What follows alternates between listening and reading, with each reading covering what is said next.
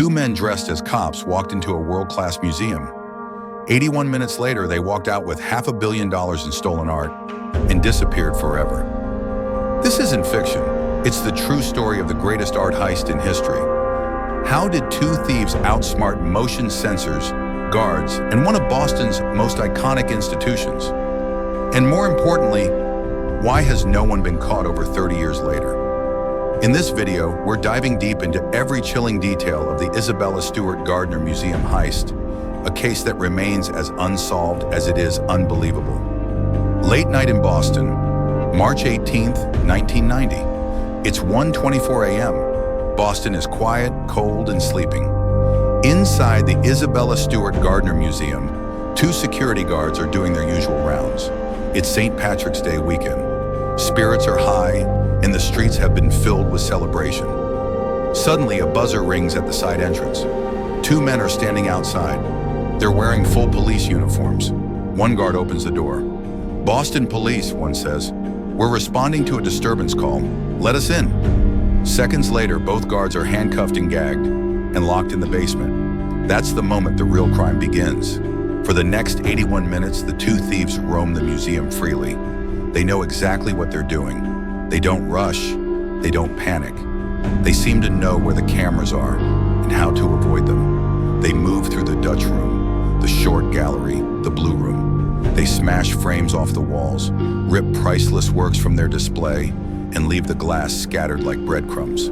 When the night is over, 13 pieces of art are gone, including Rembrandt's The Storm on the Sea of Galilee, his only known seascape, Vermeer's The Concert, one of only 34 paintings by him in existence, Manet's Chateau-Tony, a Chinese bronze beaker, a Napoleonic eagle finial, and 5 Degas sketches.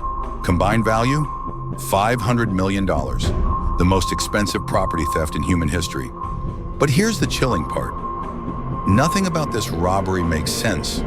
Why did they leave behind even more valuable paintings? Why did they take cheap frames and obscure sketches while skipping masterpieces on the same wall?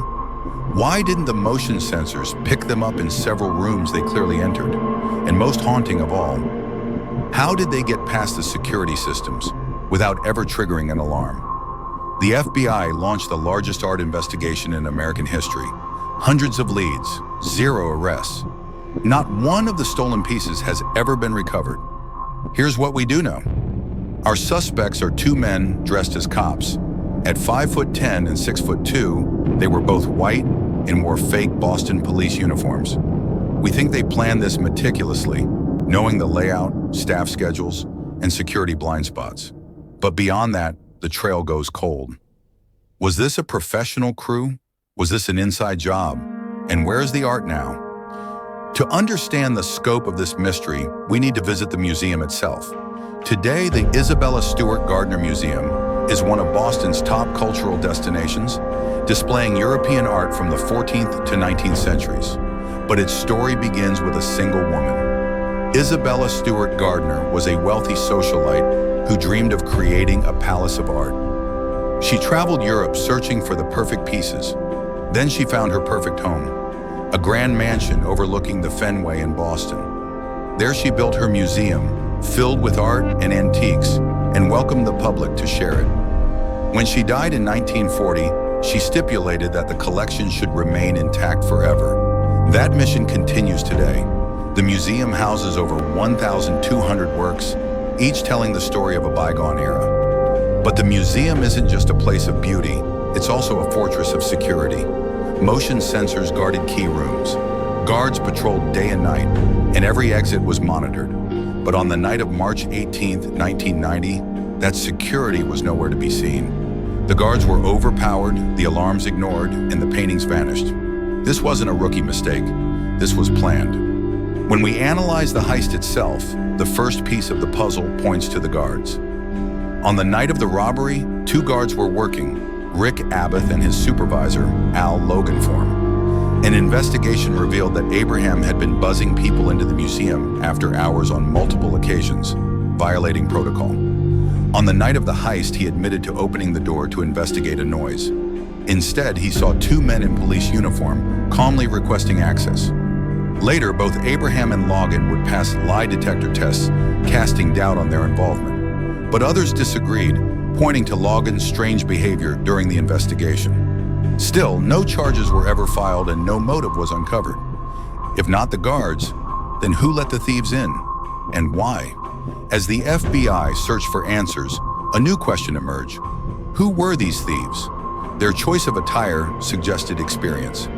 Fake uniforms allowed them to blend in, infiltrate, and intimidate.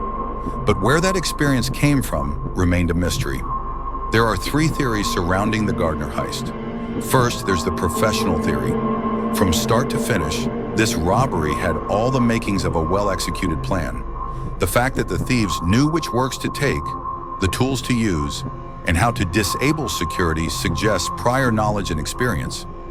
Organized crime groups like the Italian Mafia were prime suspects. Such a bold heist demanded a crew with connections, resources, and expertise. One name kept surfacing, Carmine Romano, a mobster with a known love for art. But despite being a person of interest, he was never charged. Then there's the private collector theory. What if the mastermind wasn't a criminal, but an art fanatic? What if someone paid the thieves to steal their way into his private collection? Could it be the elusive collector, obsessed with owning these pieces no matter the cost? If so, why not collect them all? Why leave behind other masterpieces in favor of sketches and frames? Is it possible that the collector intended to trade the art for something else? Drugs, weapons, money? The truth remains hidden.